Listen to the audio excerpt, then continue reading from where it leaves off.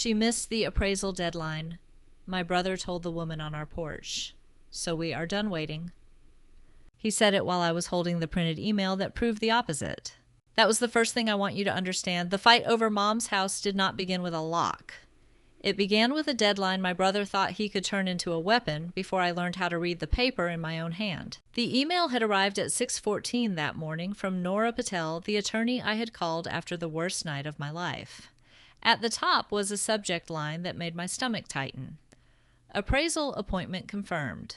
Thursday, 7:30 p.m. Under it were 3 lines that mattered more than anything Kyle was saying on the porch. The appraiser was scheduled. My funding letter was still active. The buyout window had not closed. But Kyle was already standing beside the front door with a glossy inspection sheet tucked under his arm, smiling at a preservation buyer named Marin Vale, as if the house were empty and I were only a delay. Elaine changed the locks, he said. That should tell you how unstable this has become. I felt the new key press into my palm. He was not wrong about the lock. I had changed it at 9:40 the night before after Kyle texted that he was bringing buyers through Mom's house whether I liked it or not. I told myself I was protecting the porch where she kept tomato plants in cracked clay pots, the kitchen where she measured flour with an old coffee mug, the hallway where every family photograph still seemed to be listening. By morning, Nora had told me the truth I did not want to hear. A new lock is not a legal argument, she said. It may only prove you panicked. That sentence followed me all the way to the porch. Marin stood beside a silver SUV with a leather notebook against her chest. She was not the villain in this story. That almost made it harder. She was polite, careful, and interested in old houses. She wanted to see the staircase, the built-in pantry, the narrow sunroom Mom used for sewing. To Marin, the house was a possible restoration project. To Kyle, it was the fastest check he could force. To me, it was the last place Mom's life still had walls. Kyle tapped the inspection sheet. Open the door. I looked at the new lock, then at the appraisal email trembling in my hand. For 8 hours I had believed the key made me powerful. On that porch with my brother turning my mistake into his evidence, I learned something colder and more useful. If I wanted to save Mom's house, I had to stop winning the doorway and start winning the record. 3 months earlier, Kyle and I had made the promise at Mom's kitchen table. The funeral flowers were still in the sink because neither of us knew what to do with them. Their white petals had started to brown at the edges. Mom would have hated that. She believed flowers should either be alive in dirt or gone before they became sad. I remember thinking I should throw them out, then realizing that if I stood up to do one ordinary thing, I might never sit down again. Kyle sat across from me with both hands wrapped around a coffee mug he had not touched. I cannot keep half a house, he said. I know. And you cannot afford to buy me out tomorrow. I know that too. He looked toward the pantry door where Mom used to tape grocery lists and church raffle tickets. But if anybody keeps it, it should be you. That was the sentence I carried for weeks. Not because it was legally perfect. It was not. It was a family sentence soft around the edges, made in grief without a number written beside it. But it sounded like permission. It sounded like my brother understood that I had been the one driving Mom to appointments, fixing the laundry drain, arguing with the utility company when the winter bill doubled. So I started building the buyout. I sold the second car. I took weekend bookkeeping work. I called a lender who specialized in small home equity loans and cried in my parked car after he said I was close, but not close enough until the appraisal came back. Nora told me to keep every transfer, every repair estimate, every message from Kyle saying he understood I was trying. At the time, I thought that was just being organized. Now I know it was a lifeline. The first transfer was small $700 from a consulting job I had done for a dentist who paid late and apologized twice. Then came $1,800 after I sold the car. Then $500 from a tax refund I had been saving for a new refrigerator. I kept the receipts in a green folder because Mom had used green folders for household bills. Kyle knew about the folder. He knew about the appraisal. He knew about the lender. What he did not know or did not want to know was how quickly a verbal promise can become convenient to forget when someone else offers cash. The promise at Mom's table had felt sacred. But sacred things still need paper when pressure starts talking. Kyle did not tell me about Marin Vale himself. I learned her name from the inspection sheet he accidentally forwarded at 11:18 p.m. after writing one sentence above it. This is why I cannot keep waiting. The sheet came from Vale and Heart Preservation. It was not a developer packet. That mattered. If Kyle had been talking to a company that wanted to tear Mom's house down, I could have hated them cleanly. But this packet was full of language about original trim, pre-war craftsmanship, restoration-grade woodwork, and interior verification before final pricing. Interior verification. That meant a walkthrough. That meant the staircase Mom polished every December, the pantry shelves she painted pale yellow, the small upstairs bedroom where she kept boxes of fabric after arthritis made sewing harder. Marin was not buying square footage on a screen. She was buying the feeling of the house, the proof that what looked original in photographs was still there in person. Kyle saw that as leverage. I saw it as intrusion. The next morning, before I changed the lock, I called him 6 times. He answered once from what sounded like a parking lot. "You do not get to bring strangers through without me," I said. "They are not strangers. They are buyers. You promised I had until the appraisal." "I promised I would consider it if you had a real number." That was the first time he changed the sentence, not all at once. Not so sharply that I could point at it and say, "There, that is the betrayal." He sanded the promise down while we were still speaking. Until the end of the month became until the appraisal. Until the appraisal became if you have a real number. If became maybe. Maybe became Marin in my driveway. "Kyle, I have the funding letter." A letter is not a cashier's check. And a walkthrough is not a sale. He laughed once, not because anything was funny, but because he had found the part of the argument that hurt me most. "You keep talking like Mom left you a museum." I went quiet. That was the opening he wanted. "Tomorrow at 9, he said. "Be reasonable." Reasonable. Another word people use when they have already decided your boundary is the problem. After the call, I stood in Mom's front hall and looked at the old brass lock. It stuck if you pulled the knob too hard. Kyle had always hated it. Mom used to say sticky locks kept people patient. I wish I had been patient that night. Instead, I called a locksmith. The locksmith did not ask why I needed the front door changed at 9:40 on a Wednesday night. He was a young man with tired eyes and a tool bag that clinked every time he moved. He looked at the old brass lock, then at me, then at the dark windows of Mom's house. "You want the same style?" he asked. "I want it to work." That was all I said. I did not tell him my brother was bringing buyers in the morning. I did not tell him I had spent the last 6 hours reading old texts as if one of them might turn into a court order. I did not tell him I was changing the lock because grief had become a room I could not keep anyone out of. When he handed me the new keys, they looked too bright against my palm. For a little while, I felt better. That is the dangerous thing about an emotional solution. It gives your body relief before it gives your life an answer. I slept maybe 2 hours in Mom's old recliner. At 5:37, I woke up with my phone on my chest and a sentence in my head so clear it felt spoken. What if I just made it worse? That was when I called Nora. Nora Patel was not a family friend. That was why I trusted her. She had handled a small lease issue for me years earlier and had the gift of making complicated things sound less dramatic without making them sound harmless. I explained too fast. Mom's house, Kyle's promise, the appraisal, the buyers, the new lock. Nora did not interrupt. When I finally stopped, she said, "Elaine, I need you to hear me carefully. If both names are connected to the property, changing the lock is not the clean answer you want it to be." My mouth went dry. So I crossed a line. "I am not giving you a courtroom word over the phone," she said. "I am telling you not to build your strategy around a locked door. The stronger question is what you can document the buyout effort, the agreement history, the appraisal timeline, and what Kyle is trying to do now." I looked at the new key again. It no longer looked like protection.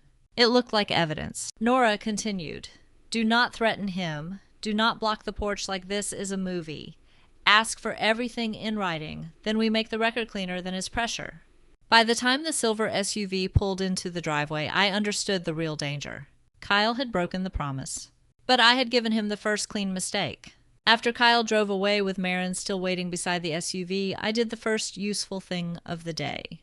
I went inside and made a list, not a list of feelings. That would have filled a notebook. I made the kind of list Nora could use: dates, transfers, messages, repair estimates, lender calls, every small proof that I had not been stalling Kyle for sport. Mom's kitchen table became a records desk. I put the green folder on the left. Bank transfers first, $700, $1,800, $500. Then the lender email saying, my application remained open pending appraisal. Then the contractor estimate for the back steps, because Kyle had tried to count that repair against the house value as if I had invented rotting wood to delay him. On the right, I put the text thread. That thread hurt more. Text messages can look so small until you line them up in order. Kyle saying, if you can make the buyout work, I would rather it stay with you. Kyle saying, I need numbers by the end of the month. Kyle saying, I am not trying to rush you. Kyle saying, we need to move forward. Each message was a step away from the promise. None of them by itself proved he was cruel. That mattered too. I was not building a case that my brother was a bad person. I was building a record that his urgency had changed the terms while I was still doing the work. Nora called back at 10:12. What do you have? I read the list. She stopped me twice to ask for dates, once to tell me not to summarize Kyle's motive. Records first, she said. Interpretation later. Then she asked the question I had been avoiding. Can you actually finish the buyout if the appraisal supports the value? I looked at the lender email. I looked at the green folder. I looked toward the hallway where Mom had taped my school spelling tests 30 years earlier like they were court victories. I think so. Think is not enough for Kyle, Nora said, and it is not enough for us. Today we turn think into a timeline. That sentence steadied me. For the first time since changing the lock, I did not feel like I was defending a mistake. I felt like I was building something my brother could not laugh off on the porch. The lock had been impulse. The folder was work. And work unlike panic could be checked. The family group chat had been quiet since Mom died. For years it had been a noisy little room inside my phone. Mom sent weather warnings photographs of grocery store roses, reminders about birthdays she was afraid we would forget. Kyle sent jokes, usually late, usually with too many question marks. I sent pictures of whatever broke in the house because Mom liked to know things were being fixed. After the funeral, nobody knew what to say there. So when Kyle revived it at 11:03 that morning, the notification sound felt almost indecent. He did not write to me privately. He wrote to the group that still included my Aunt Donna, 2 cousins, and Mom's old neighbor, Mrs. Riley, because none of us had taken the time to remove anyone. Elaine changed the locks on Mom's house and refused access to a qualified buyer. I have tried to be patient, but this is becoming unreasonable. Under it, he attached a screenshot. Not the whole thread. Just my last message from the night before the one where I wrote, if you bring them tomorrow, the door will not open. He cropped out the 6 calls I made before that. He cropped out his text saying he was coming whether I agreed or not. He cropped out the appraisal deadline, the funding letter, and every sentence where I begged him to wait until Thursday. One screenshot made me look unstable. One crop turned him into the patient son and me into the daughter, guarding a house with a new lock and no reason. I read it once standing at the kitchen counter. Then I read it again sitting down. The first reply came from my cousin Beth. Elaine, why would you change locks on a shared house? Then Aunt Donna wrote, your brother has a family too. He cannot wait forever. Mrs. Riley did not reply yet, but I saw the 3 gray dots appear and disappear beside her name, as if even Mom's old neighbor could not decide whether defending me would make the family worse. That was how isolation happens now, not with everyone shouting at once, with one cropped screenshot, 2 careful sentences, and a silence heavy enough to make you wonder if the truth matters when the first version already landed. The old version of me would have answered immediately. The version who changed the lock would have typed with shaking hands and sent every hurt sentence before she could think. I wanted to write that he was lying. I wanted to post the full thread and underline every place he had changed the terms. I wanted to ask Aunt Donna whether patience still counted if it only belonged to the person trying to sell. Instead, I put the phone face down. That was the first boundary I set correctly. Not the lock. The pause. Nora had told me not to argue motive, so I opened a blank note and wrote what I could prove. Appraisal scheduled. Funding letter active. Buyout discussion ongoing. Kyle attempted buyer walkthrough before appraisal result. Lock changed after notice of unapproved walkthrough and now being handled through counsel. The last line made my hands go cold. Handled through counsel. It sounded formal. It sounded like the kind of phrase that turns siblings into people who sit across conference tables. But the truth was already formal. Kyle had made it formal when he invited a buyer to inspect a house he had promised I could try to keep. I sent one message. Kyle, I am not going to debate this in a family thread. The appraisal is confirmed for Thursday at 2:30. My funding letter is active, and I am asking that any proposed sale, access request, or deadline be sent in writing through Nora Patel. I will cooperate with a documented process. I will not agree to a rushed walkthrough that changes our buyout discussion. Then I waited. For almost 7 minutes, no one responded. Those 7 minutes felt longer than the night Mom died. Then Aunt Donna wrote, I did not know there was an appraisal scheduled. Mrs. Riley wrote, your mother wanted you two to be fair with each other. Beth did not apologize, but she wrote, I did not see that part. Kyle replied privately 30 seconds later, you just made this ugly. I stared at the message until the screen dimmed. No, I thought. You made it public. I made it measurable. The inspection sheet from Veil and Heart Preservation looked harmless until I read it slowly. That was another lesson I learned too late. Pressure rarely arrives wearing the right name. It arrives as a checklist, a polite email, a calendar, hold a woman on the porch with a leather notebook, and a voice soft enough to make you feel rude for saying no. Marin's sheet had 6 boxes. Exterior condition, original windows, staircase integrity, built-in cabinetry, kitchen preservation potential, cellar timeline. Cellar timeline was circled in blue. I kept looking at that circle. It told me Kyle had not only spoken to Marin, he had sold her a story, a house ready to move, a sister delaying the inevitable, a timeline that could be tightened if he acted before the appraisal gave me a number. There was one handwritten note near the bottom. Interior verification needed before premium offer can be held. Premium offer. Kyle had used that phrase twice in voicemail, once in a text, and once on the porch in front of Marin. He made it sound like a door closing forever. If I did not open Mom's house right now, the premium offer would disappear. If it disappeared, I would be the selfish daughter who cost everyone money. But the more I read the sheet, the less it sounded like an offer. It sounded like interest. Interest with conditions. Interest that still needed proof. Interest that Kyle had inflated into certainty because certainty was easier to use against me. I took a picture of the sheet and sent it to Nora. She called within 12 minutes. Where did you get this? Kyle forwarded it by accident. Good. Save the original email, not just the screenshot. Is it bad? It is useful, she said. It shows a potential buyer is conditioning a higher number on interior access. It does not show a completed sale, and it does not erase the appraisal appointment. Do you see the difference? I did. For the first time that day, the panic in my chest loosened by one breath. Kyle had made Marin sound like a train. Nora made her sound like a document. That did not make Marin dishonest. I want to be fair about that. She had every right to ask what she needed before valuing the house. She had not promised Kyle anything improper in the sheet I saw. She had not called me names. She had not shoved her way through the door. The pressure came from Kyle, turning her interest into a deadline only he controlled. So I made another folder. Not green this time. Blue because Mom's recipe box was blue and because I needed some small feeling that she was still helping me sort the world. I labeled it buyer contact. Inside it went the inspection sheet, the forwarded email header, Kyle's 11:18 p.m. message, and my note that no interior access would happen without written terms, notice, and counsel review. It did not feel dramatic. It felt better than dramatic. It felt useful. And useful was becoming the only kind of strength I trusted. Kyle forgot one thing because Kyle had never been the person who kept household records. Mom was, and after Mom got sick, I became the person who kept them. That meant I did not delete messages. I archived them. I saved emails in folders with boring names. I kept receipts for repairs that cost less than dinner. Because Mom had taught me that memory is tender. But records are how you survive when memory is challenged. At 1:26 that afternoon, I found the thread Kyle had forgotten.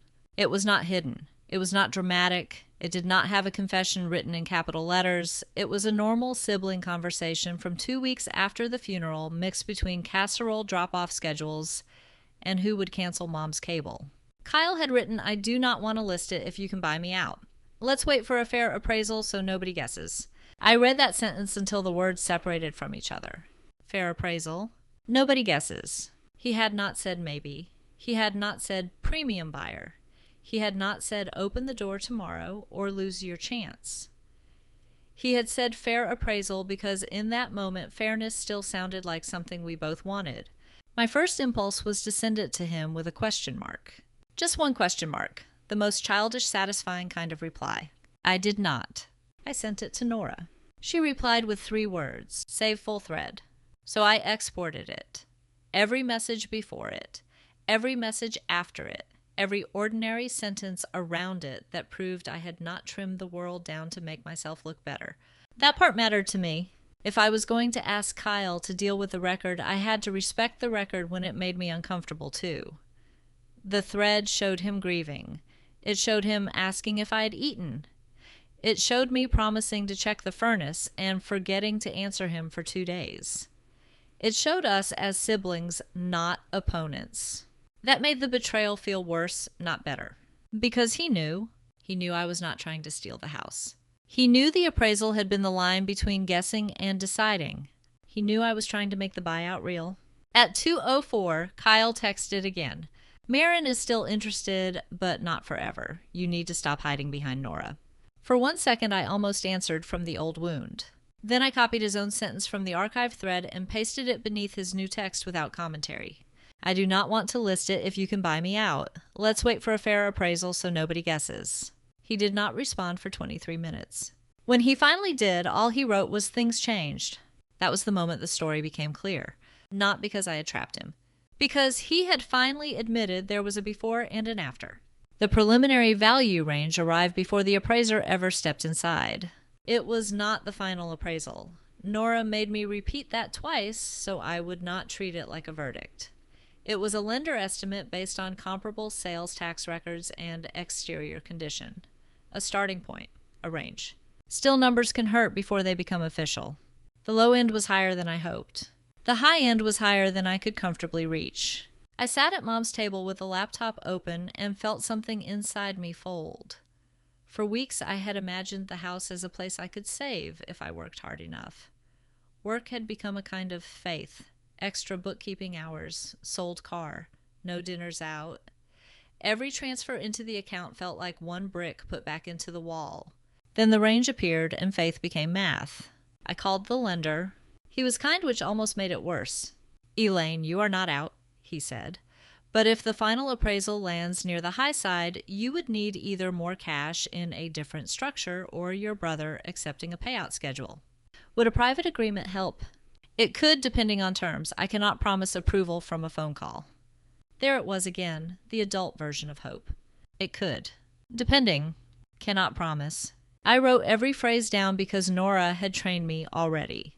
Not because the lender was against me. Because pressure thrives in vague memory, and I was done letting vague memory run this house. Kyle called while I was still on the lender's line. I let it go to voicemail. When I played it, his voice was lower than usual. Elaine, I know you are making me the bad guy, but I have bills too. You think I wanted this? Mom did not leave us cash. She left us a house that eats cash, taxes, insurance, repairs. You keep saying you love it, but love does not pay me my half. I did not delete it. I did not send it to Aunt Donna. I listened a second time. The hard part was that not every sentence was false. Mom had left us a house with peeling paint under the west window and a furnace old enough to have opinions. Kyle did have bills. I did not know all of them because he had stopped telling me things years before Mom got sick. But need does not give someone the right to rewrite a promise while another person is still meeting the deadline. That was the line I had to hold. Not Kyle is greedy. Not Kyle never cared. The line was smaller, cleaner, and harder to argue with. We agreed to wait for a fair appraisal. The appraisal was still pending. Any change to that agreement needed to be written, dated, and answered. I typed that sentence into my notes. For the first time, it sounded like a spine. I played Kyle's voicemail 3 more times before I understood why it bothered me so much. It was not only the money. It was the way he said Mom left us a house that eats cash, as if the house had been waiting for her to die so it could become inconvenient. I knew what he meant. I knew about taxes and repairs. I knew the insurance bill had risen again. I had a folder thick enough to prove I knew. But his words made the house sound hungry and empty when I could still see Mom sitting at the table clipping coupons she did not need because saving 50 cents made her feel responsible. At 4:15, I called him back. Nora had told me not to argue, but she had not told me to disappear. "I heard your voicemail," I said. "Then you know I am not just being difficult. I know you have bills." He went quiet, maybe because he expected a fight. I continued. "I am not asking you to donate your half. I am asking you to honor the appraisal timeline we both discussed." Discussed is not signed. That sentence landed like a door closing. I wrote it down while he was still breathing into the phone. "You are writing this down?" he asked. "Yes." Unbelievable. "And Kyle, I am writing it down because every version changes when we speak from memory." He made a sound, half laugh, half exhaustion. "My memory is fine." "Then put your current position in an email." "My current position is that Marin can pay more than you." "Then put that in an email too. Include what she has offered, what conditions are attached, whether it requires interior access, and what deadline you are claiming." "You sound like Nora." "Good." I did not mean it sharply. I meant it like a woman reaching for a railing in the dark. Kyle sighed. "You know what your problem is. You think if you make enough folders, life has to become fair." For a moment, I had no answer, because that was close enough to the truth to hurt. I did think that, or I wanted to. I wanted a world where care counted, where being the child who stayed through appointments and medication schedules meant something when the estate became numbers, where a brother could need money without using grief as a shortcut, where a house could be valued without being stripped of every memory that made it worth saving. But fairness was not secured by folders. Folders only made unfairness harder to hide. So I said send the email. He hung up. 5 minutes later, my phone buzzed. Not with an email, with another text. "Tomorrow's appraisal does not matter if I refuse your number." I looked at that sentence for a long time. Then I forwarded it to Nora and wrote one line above it. He is saying the quiet part in writing now. Kyle came back that evening without Marin. He parked at the curb instead of the driveway, which somehow made me more nervous. The driveway was family territory. The curb made him look like a visitor deciding whether to come in. I opened the door before he knocked. The new lock clicked behind me, bright and guilty. Kyle looked at it, then at me. "So that is still happening." "I am not discussing access on the porch." "Of course not." He held up a manila envelope. "I brought you something." For one stupid second, I thought maybe it was the email Nora had asked for. Maybe he had printed Marin's terms.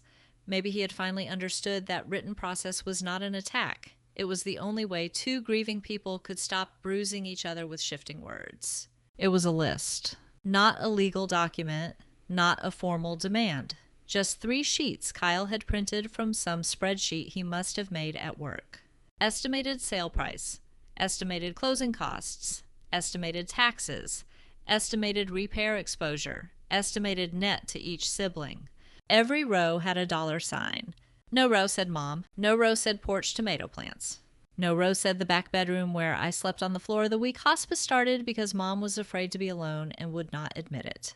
I know numbers matter. I know a house cannot be protected by sentiment alone, but there is a specific kind of pain in watching someone translate the place that held your mother into a table of deductions. Kyle tapped the last page. "This is what I am trying to explain. If we take Marin seriously, this could solve things cleanly." Cleanly for who? For both of us. A rushed walkthrough before the appraisal is not clean. You keep saying rushed. I am saying efficient. You changed the promise. I adapted to reality. There it was. The sentence that made everything sound mature if you did not know what came before it. I took the pages from him because refusing them would only make me look afraid of numbers. Then I asked the question Nora had taught me to ask. "Will you email me this with your assumptions and the source of Marin's number?" Kyle's jaw tightened. "Why does everything have to go through your lawyer?" "Because when it goes through us, you call a promise, a discussion, a buyer interest and offer, and pressure reality." For once he did not have an immediate answer. The porch light flickered above us. Mom had asked me to replace it in April, and I had forgotten. That little failure sat between us with all the bigger ones. Kyle took one step back. You are going to lose this house because you cannot separate love from ownership. I looked down at his spreadsheet. Maybe he was wrong. Maybe he was only half wrong. Either way, tomorrow the appraiser was coming and the house was finally going to speak in a language Kyle claimed to respect. The appraiser arrived at 2:27 the next afternoon with a tablet, a tape measure, and the calm expression of someone who had walked through hundreds of houses. That meant too much to the people opening the door. I had spent the morning cleaning in the strangest way. Not for company, not for judgment, for evidence. I cleared the kitchen counters so the cracked tile could be seen honestly. I opened the pantry so the built-ins Moraine cared about were visible. I pulled the curtain away from the west window where the paint had peeled because pretending repairs did not exist would only damage me later. I stacked Kyle's spreadsheet, the buyer sheet, and my green folder on the table, but I did not hand them over like weapons. Nora had been clear. Do not perform, do not argue value, answer questions, preserve the appointment. So when the appraiser asked who had been maintaining the home, I answered simply. Mostly me since Mom's illness. Some repairs were deferred. I have estimates. When he asked whether there was any pending sale, I did not say my brother is trying to force one. I said, there is buyer interest my brother has discussed, but no finalized sale that I have seen in writing. The difference felt like swallowing glass. But it also felt clean. Kyle arrived 15 minutes late.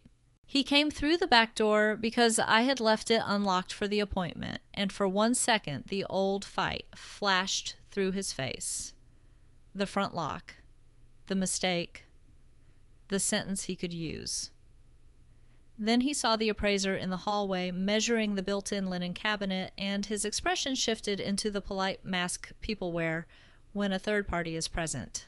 Sorry, he said to traffic. I did not answer. The appraiser asked Kyle the same maintenance question. Kyle glanced at me, then said, Elaine has handled most of that. It was the first helpful thing he had said in 2 days. Maybe he said it because it was true. Maybe he said it because lying in front of a neutral person felt risky. I did not care which. I wrote it down. In the sunroom, the appraiser paused near Mom's sewing table. I had not moved it. The blue tin recipe box sat on top beside a folded quilt square she never finished. Nice original light in here, he said. Kyle looked away. I had spent so much time defending the house that I had forgotten other people could notice it without trying to take it from me. When the appointment ended, the appraiser told us the final report would go to the lender, an ordering party according to their process. No drama, no promise, no cinematic verdict on the porch. Just the next step. As Kyle walked to his car, he said, This still does not mean I accept whatever number comes back. Then put your objection in writing when it comes. He shook his head, but he did not laugh. That was progress. After he left, I went back to the sunroom and picked up Mom's blue recipe box. I had been avoiding it for months. Now I needed to know what was inside. Mom's blue recipe box had a dent in the lid from the year Kyle knocked it off the counter trying to steal chocolate chips. He was 12. I was 14. Mom made him sweep the floor twice because the first time he only moved the glass under the stove. Then she baked the cookies anyway and told us accidents were less important than what people did after them.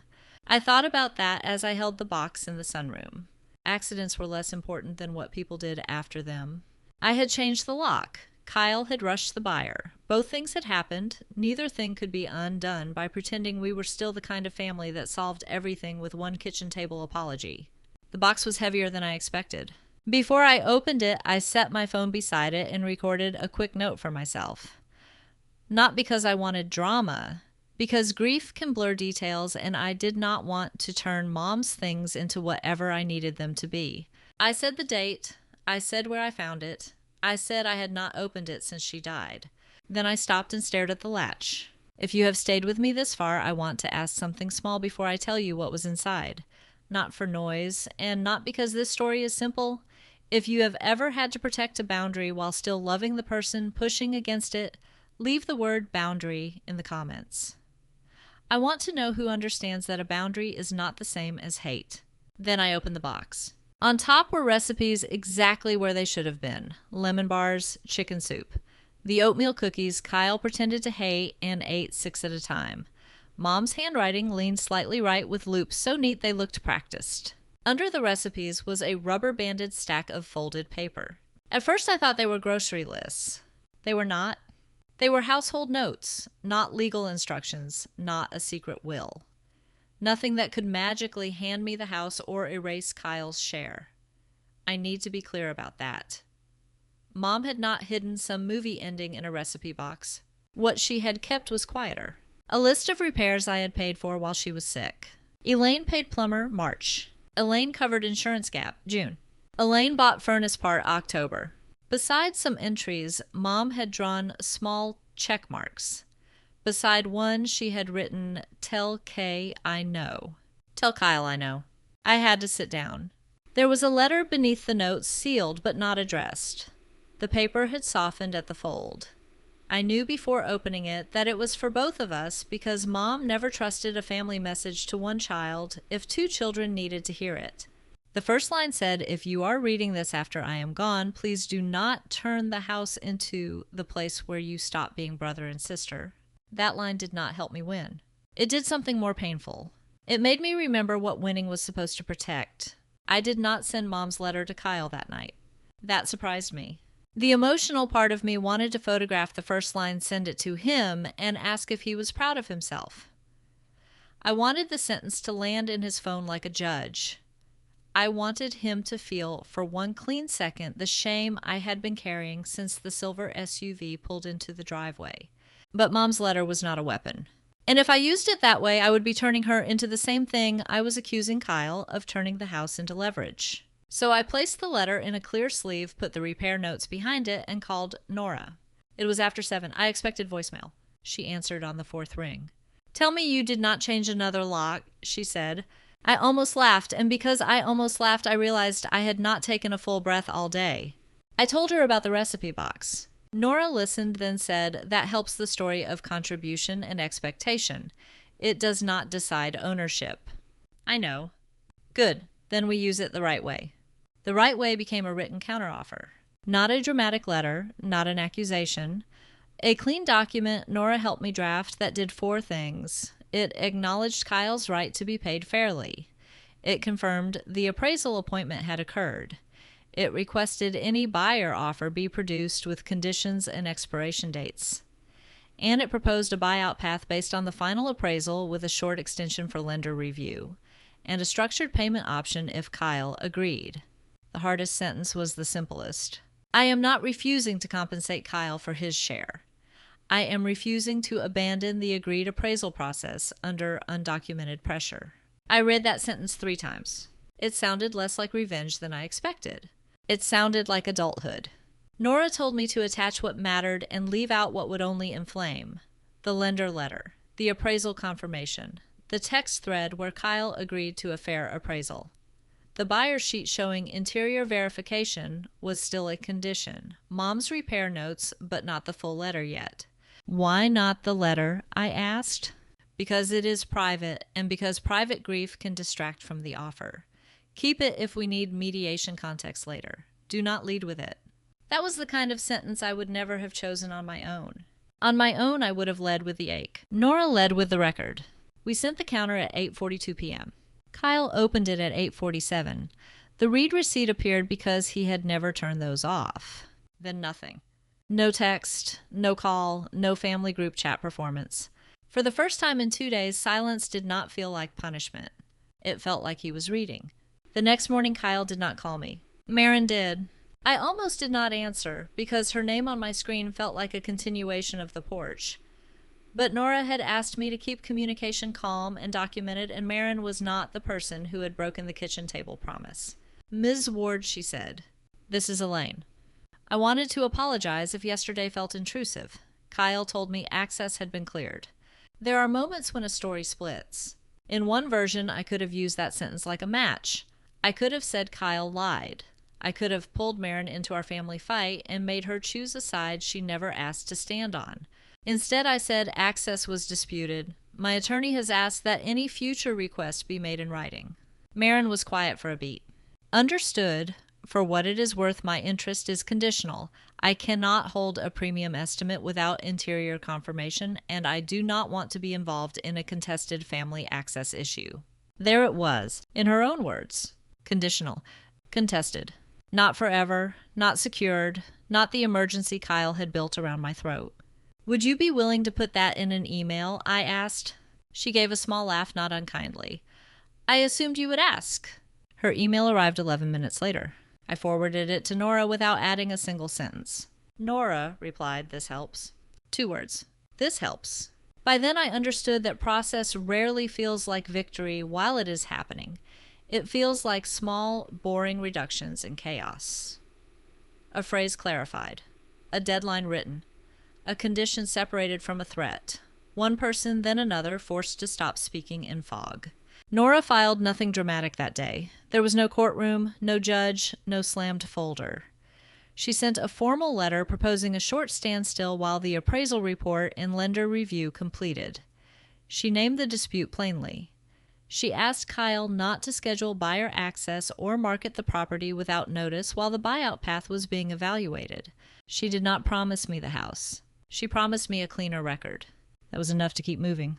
Kyle responded through email at 3:19. I am not agreeing to be trapped in an open-ended delay. Nora answered before I could. No one is requesting an open-ended delay. Elaine is proposing a documented, appraisal-based buyout timeline. Please provide any competing written offer and deadline you are relying on. I read that email 4 times.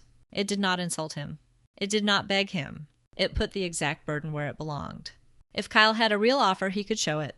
If he had only pressure, pressure was about to have a hard time looking professional. Kyle's last shortcut came on a Sunday afternoon. The house was quiet in that heavy way old houses get before rain.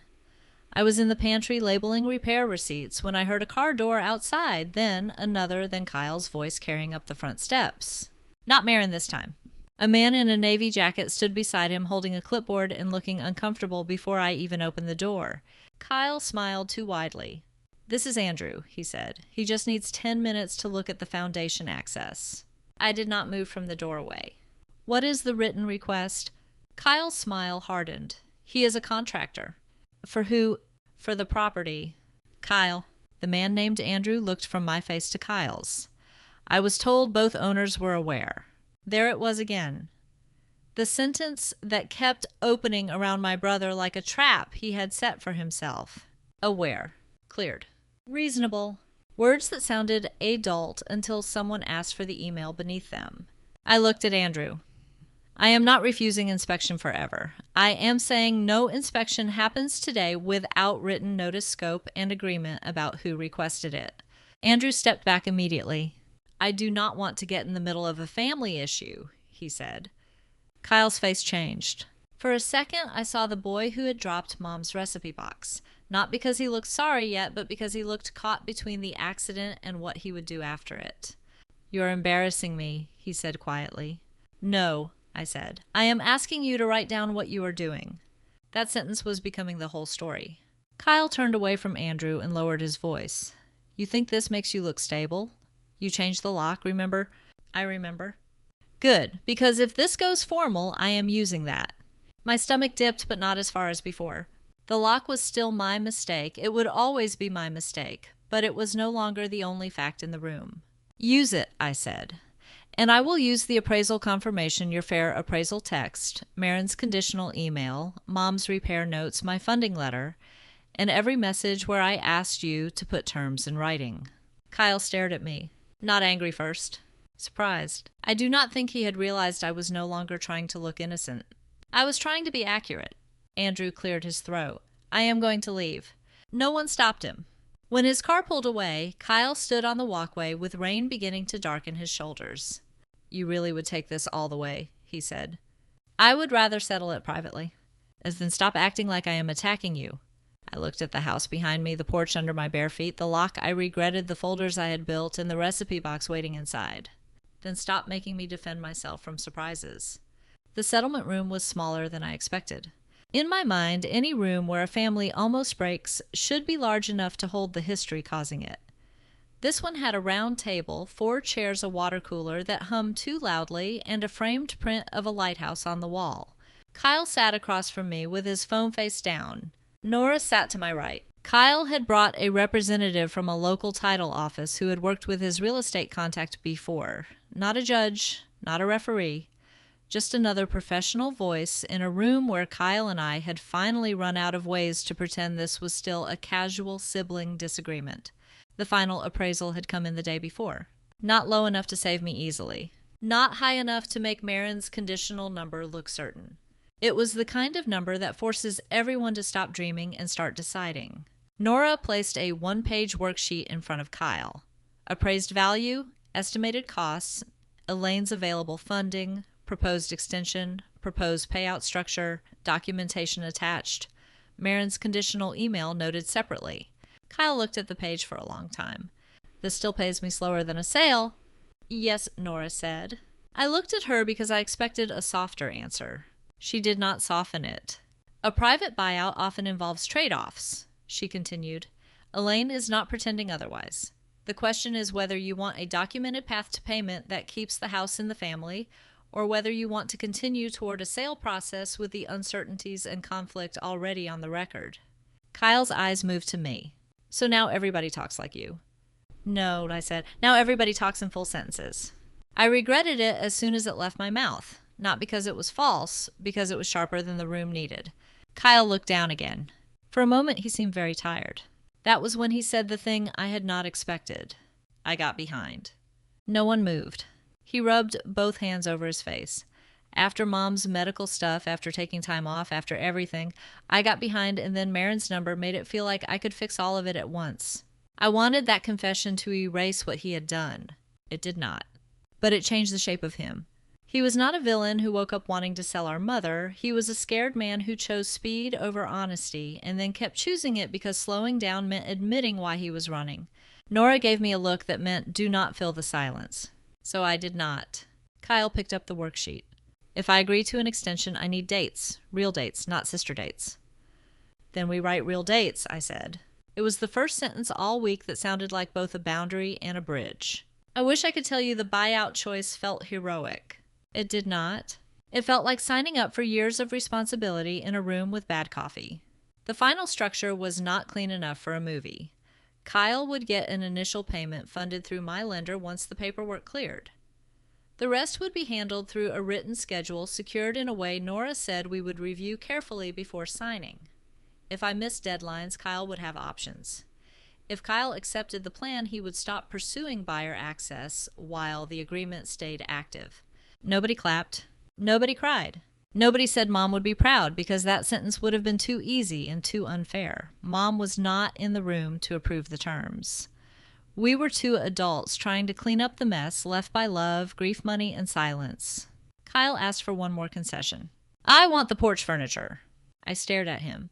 Of all the things to ask for, he wanted the 2 green chairs Mom had painted 3 summers in a row because she kept choosing paint that faded. Why, he shrugged, but his face gave him away.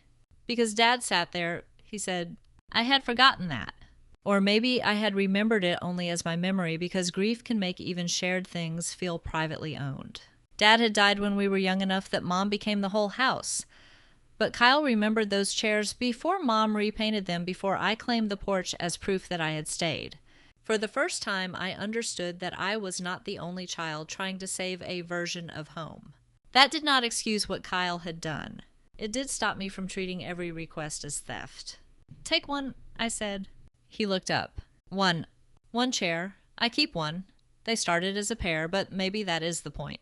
It was not elegant. It was not perfectly symbolic. It was just the first compromise that did not feel like surrender. Nora wrote it down because by then we had learned our lesson. Even porch chairs got written down. When we initialed the draft terms, my hand shook less than I expected. The signature did not feel like winning Mom's house.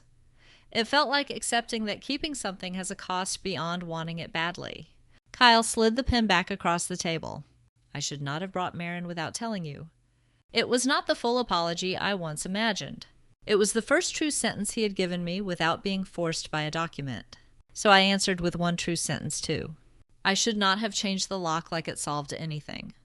Neither apology fixed the week. But both of them fit on the same page as the dates. The first night after the agreement, I did not sleep in Mom's recliner. I went home. That may sound small, but for me it was the hardest boundary of the whole story. For months, I had treated the house like a patient who might stop breathing if I left. I checked the windows twice. I checked the stove even when I had not used it. I walked from room to room, touching door frames as if the walls needed reassurance. After the settlement meeting, Nora asked me what I planned to do first. Replace the porch light, I said. After that, clean the pantry. After that, I did not answer. She closed her folder. Elaine, keeping the house cannot become another way of never leaving your mother. I hated that sentence. Not because it was cruel, because it was clean. So that night after Kyle picked up one green chair and loaded it into his car without another fight, I stood in the empty space on the porch and forced myself not to fill it immediately. One chair remained, one chair gone, not perfect, not ruined, changed. Kyle paused beside his car. Do you want me to bring the spare key back? The question tightened every muscle in me. The lock again. The mistake that had started as protection become evidence and then become a reminder that I could not solve family fear with hardware. Not tonight, I said. His face closed. So I added the sentence I should have known how to say from the beginning. We will handle access in writing until the buyout closes. After that, we can decide what makes sense. He looked at the house, then at the chair in his back seat. You really are different when Nora is in your head. I am different when I pause. He nodded once. It was not warm. It was not forgiveness. But it was no longer war. After he drove away, I walked through the house one last time. I turned off the kitchen light. I put Mom's letter back in the blue box. I left the green folder on the table because there were still deadlines ahead, and I was not going to romanticize unfinished work. Then I locked the door. This time the lock did not feel like victory. It felt like a boundary with paperwork behind it. When I got to my own apartment, I sat in my car for 10 minutes before going in. I expected to feel like I had abandoned Mom. Instead, I felt tired in a human way. Not hunted. Not heroic. Just tired. And safe enough to sleep. I replaced the porch light on Saturday morning. It took 12 minutes. That embarrassed me a little because Mom had asked me to do it in April, and I had carried the guilt like it was proof I had failed her. 12 minutes, a new bulb, 2 screws, and the small glass cover washed in the kitchen sink. Some unfinished things are not signs of failure. Some are just waiting for a quiet enough day. When the light came on, the porch looked different. Not restored, not saved in some grand final way, just visible. The empty space where Kyle's chair had been looked visible too. I stood there with my coffee and read the first line of Mom's letter again. Not because I needed to cry over it, but because I needed to understand it without using it against anyone. Please do not turn the house into the place where you stop being brother and sister. For a while I thought that meant I had to keep peace at any cost. I was wrong. Peace without boundaries is only delay. But boundaries without memory become punishment. What finally saved the house was not the lock, even though I wanted the lock to be enough. It was not Mom's letter, even though I wanted her words to settle everything. It was not Nora rescuing me with one perfect sentence, or Marin disappearing, or Kyle suddenly becoming easy to trust again. What saved it was slower. An appraisal appointment kept. A buyer's condition clarified. A promise found in an old thread. Repair notes handled carefully. A counteroffer written without turning grief into a weapon. A brother forced to slow down long enough to admit what speed was hiding.